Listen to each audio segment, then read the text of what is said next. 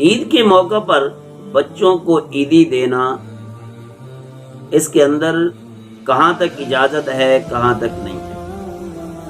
ذرا اس بارے میں تفصیل سمجھ لیں کہ جتنے بھی تحفے تحائف ہوتے ہیں وہ بطور معاوضہ کے نہیں ہوتے، اور جب بھی بطور معاوضہ کے ان کو سمجھ لیا گیا ہے عدلے کا بدلہ دینا لینا، دینا دینا لینا لازمی سمجھنا، تو پھر وہ معاوضہ بن جاتا ہے، تحفہ کم ہوتا ہے۔ تحفہ ہوتا ہے اپنی مرضی سے دینا، وہ اگلا بندہ اپنی مرضی سے دے نہ دے، کسی قسم کا کوئی رنج نہیں ہونا چاہیے۔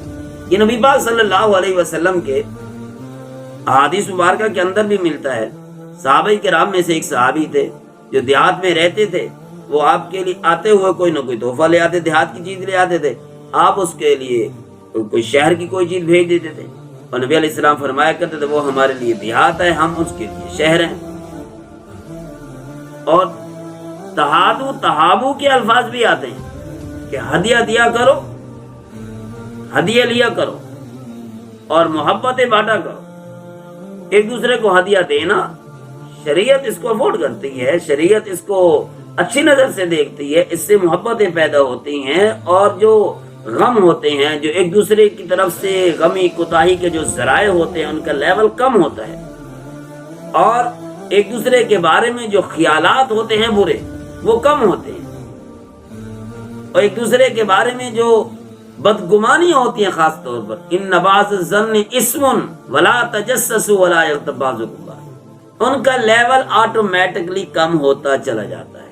یعنی کہتے ہیں نا، جب کوئی آدمی پسند ہوتا ہے یا اس کا مزاج، اس کی کوئی چیز پسند آ جاتی ہے تو پھر اس کی ہر چیز پسند، کہتے پسند کی ناپسند بھی پسند، اور ناپسند کی پسند بھی ناپسند۔ جب بندہ پسند نہیں ہے تو اس کی ادا کوئی بھی پسند نہیں ہے۔ کہتے نا کہ ایک پیر صاحب کی بیوی تھی جو اس کی ہر ادا میں کیڑے نکالتی تھی، اور وہ کہتی تو کوئی پیر ہے؟ پیر تو وہ جو ابھی ہوا میں اڑ رہا تھا۔ اس نے کہا اچھا وہ ٹھیک تھا؟ وہ تو میں تھا۔ اچھا تبھی ٹیڑھا ٹیڑھا اڑ رہا تھا۔ یعنی کہ چونکہ ناپسند تھے، وہ جب ناپسند ہی تھے تو پھر ان کی ادائیں بھی ناپسند ہو گئی۔ تو ان چیزوں کو دیکھنا چاہیے کہ جب چیز معاوضہ بنتی ہے، پھر معاوضہ کے اندر ہر چیز پھر معاوضہ بنتی چلی جاتی ہے، انسانوں کے خیالات کے اندر دراڑیں آ جاتی ہیں۔ جب محبت ہوتی ہے تو ساری چیزیں پسند ہوتی۔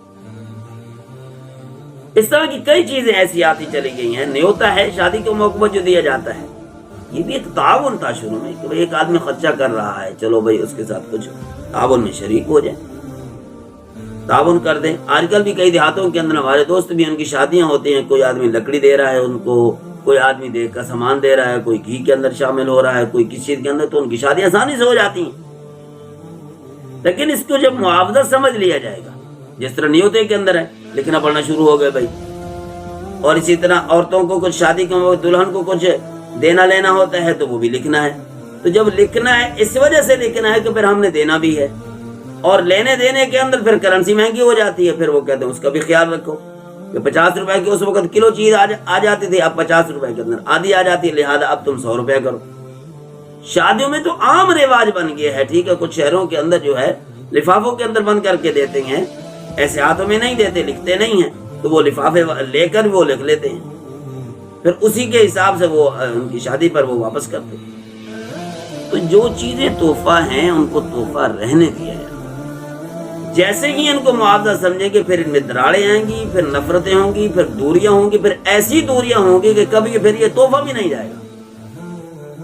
اور یہی حال عیدی کا بنا ہے۔ ہم نے تو ان کے بچوں کو 50 روپیہ دیا، ہمارا تو ایک ہی بچہ تھا، انہوں نے پھر بھی 50 دیا۔ ہم نے 5 بچوں کو 50 دیا تو 250 بن گیا۔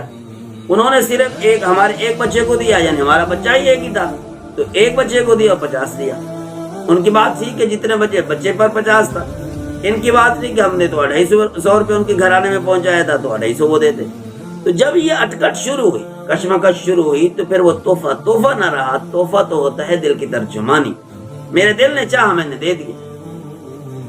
تو اسی وجہ سے ہم نے جب یہ چیز سمجھی جانے لگی، ہم نے اس کو بنیاد ہی ختم کر دی تحفہ دینے کی، یہ عیدی دینے کی، کیونکہ پھر وہ سوچتے ہیں، خاتون خاص طور پہ یہ سوچتی ہے کہ ہم نے واپس کرنا ہے، چاہے وہ سال بھی گزر جائے نا، وہ واپس کرے گی. واپس کرے گی تو دل کے اندر یار ہم نے تو اس نیت سے دیا ہی نہیں تھا, خواہ کا واپس کر دیں. پھر آئندہ کے لیے اس سے دل اچاٹ ہو جاتا ہے. تو میں نے بذات خود اسی نیت کے ساتھ اس چیز کو ہی سرے سے ختم کر دیا ہے. کوئی کہے بھی صحیح تب بھی نہیں دیتے.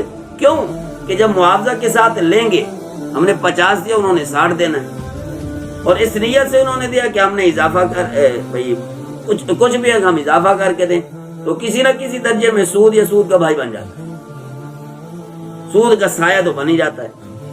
ان چیزوں سے بعد میں پرہیز کرتے رہیں, بعد میں استغفار کرتے رہیں, بعد میں کوئی صدقے کرتے رہیں. سب سے بہتر یہی ہے کہ بھائی 100 کی 1 ہی بس, نہ دینا ہی نہیں. ان سے کوئی آدمی یوں تو نہیں کہ ہمارے بچوں کو عیدی کیوں نہیں دی, ایسے تو کوئی کہتا نہیں ہے. جب کہتا نہیں ہے تو جھگڑا بھی نہیں ہے.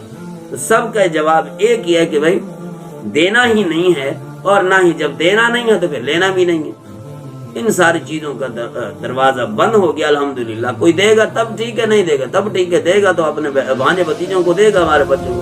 ہماری طرف سے کسی قسم کے صرف اسی نیت کی وجہ سے کہ کل کو ہمارے گھر میں پھر استغفار اور سود کے مسائل شروع نہ ہو جائے, ان چیزوں کا دروازہ ہی بند. اور شادی پر بھی اسی وجہ سے روکا جاتا ہے کہ اب یہ سود کا نظام بن چکا ہے. اب یہ لینا دینا تحفتاً نہیں ہوتا, معاوضت کے طور پر لیا جاتا ہے کہ لینے کے لیے تو بھاگ آتے ہو. اس کی علامتیں کئی ہیں. ایک علامت تو یہ ہے کہ آپ کو اس نے شادی پہ بلایا, آپ نے نہیں بلایا, پھر میں اتنا افورڈ نہیں کر سکتا, پھر ادھر سے تانے سننا پڑیں گے. کھانے کے لیے تو بھاگ جاتے ہو, پورا خاندان پورا ٹپر چل پڑتا ہے, اور کھلانے کے لیے پھر ایک بندہ بلاتے ہو یا بلاتے ہی نہیں ہو.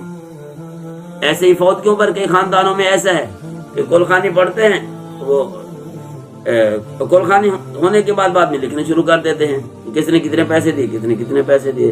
اور کسی خاندان میں دوپٹے یا کپڑے دیتے ہیں تو وہ ان کو لکھتے ہیں, بلکہ باقاعدہ پراپر ان کا نظام ہے. لکھنے والا پورے خاندان میں ایک نمائندہ ہوتا ہے, وہ لکھتا ہے.